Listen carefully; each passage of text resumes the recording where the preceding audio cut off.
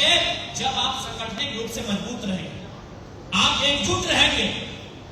इसलिए आपसे आग्रह होगी, आप सभी से मेरा कि आप आपसी एकजुटता को, आपसी भाईचारे को और भाईचारा भी, हालांकि कोई बोलता नहीं लेकिन दीदी लोग का बहुत ज्यादा एक्टिव मोड में रहती है, भाईचारा में दीदी लोग को भी जोड़ दिया जाता है क्योंकि पुरुषवादी समाज रहा है हमारा। तो इस चीज को बरकरार रखेंगे।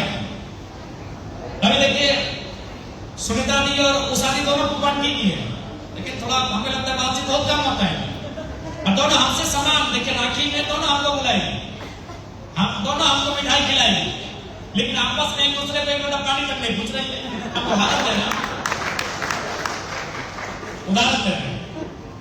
तो ये परिस्थिति है हमारे राजनीतिक दल का। इन चीजों को दूर करना होगा और ये हमारी जिम्मेदारी है। हम एक बहुत बड़ा उद्देश्य लेकर चले हैं, हम एक बहुत बड़ा मकसद लेकर चले हैं, इस राज्य को बदलने की, इस राज्य की व्यवस्था को बदलने की, इस राज्य की सत्ता को बदलने की, यहाँ के लोगों की सोच को बदलने की।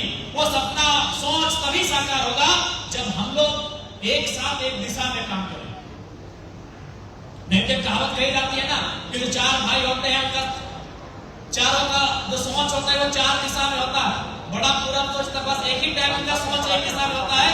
जब पिताजी को कंधा दे रहे हैं तो उन्हें शमशान या कब्रिस्तान एक साथ जाना पड़ता है। तो ये सोच नहीं होना चाहिए हमारा कि आप। इसलिए हम आपसे आग्रह करेंगे कि आज हमारे सांगठनिक दल में तो सबसे बड़ी अगर कुछ त्रुटि दिखती है मुझे और आपको भी दिखती है तो हमारा यही आपसी समन्वय, आपसी सामंजस्य, आपसी मेलभाव, ये सबसे बड़ी खामी दिखती है और इसे आप सभी को स्वीकार करना चाहिए और स्वीकार ही नहीं उसे सुधार करना चाहिए। स्वीकार को सुधार करना चाहिए। स्वीकार करते हुए मैं आपसे ये कहना चाहूंगा।